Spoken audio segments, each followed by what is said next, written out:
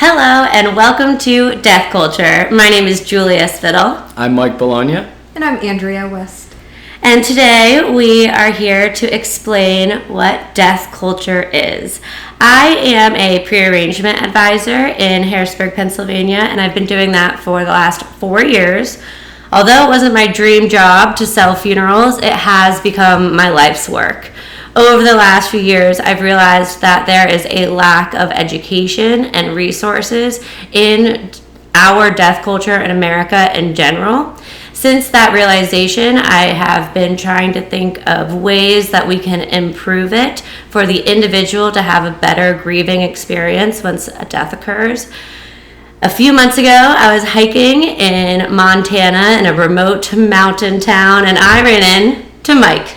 And, it was such an amazing chance meeting in this random place in the middle of nowhere, because I come at death culture from a very different perspective. I have no professional experience with it. I unfortunately have a lot of very impactful personal experience with death and losses through my 30s. And so I had spent the last few years spending a lot of time on my own mental health, my own grieving process, and frustrations with the challenges of everything associated around death and dying.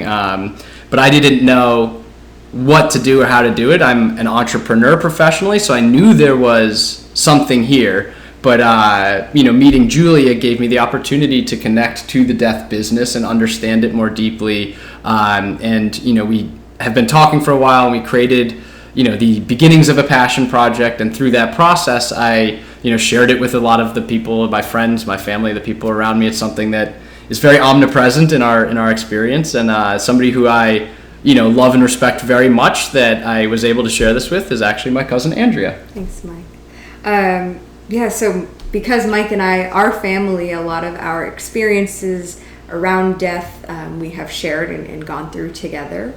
And we spend a lot of time talking about how hard it all is, not just the emotional and mental health sides of losing someone and grieving, but also coming to terms with all the work that has to be done, all the hard conversations that have to be had that you don't know about until you are deep in it, until it's staring you in the face.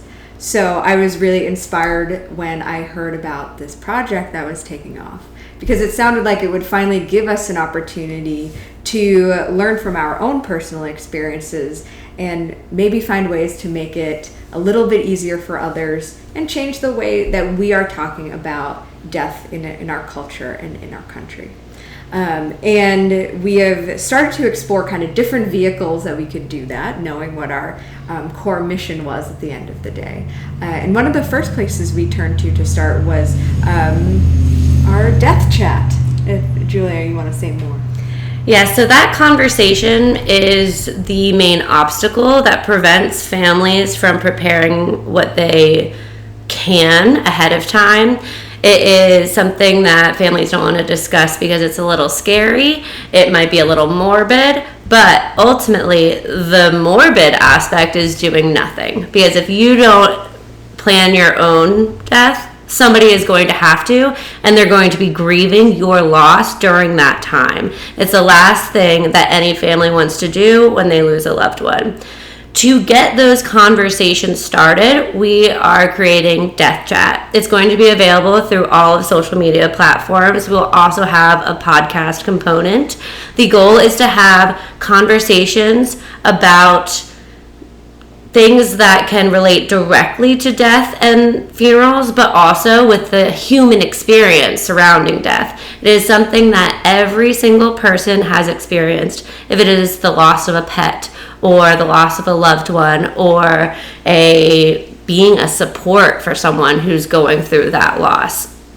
Everybody has the experience, but there's not a lot of room to be able to discuss it, and it often leads to individuals grieving in isolation without that support, or without even a starting basis of who can I talk to and what should I be thinking about? What is death? What do I believe about it?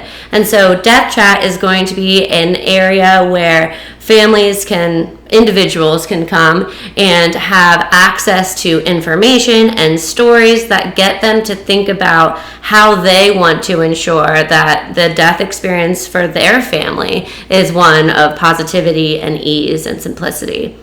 Absolutely. And, one of the things that we've really, found that as we start conversations and as we help make those conversations a little easier, a little more normal, it also then leads people to have more questions. And so one of the things that we want to do with Death Culture is act as a resource for families and individuals to have a place to ask questions about the funeral process or the legal process or non-traditional options for how to go through what we all unfortunately will have to go through. And we've really tried to make it easier for people to be empowered to handle their own passing ahead of time, so that we are making it a little easier, like you said, for those who are going to be grieving you anyway. But if we're not leaving them with a lot of annoying, difficult tasks as well, I think that's one way that we can allow those conversations to turn into more productive questions that turn into actions that make this a little easier. And one of the really exciting things that we're going to do with the platform is something called FinalSpaces, which is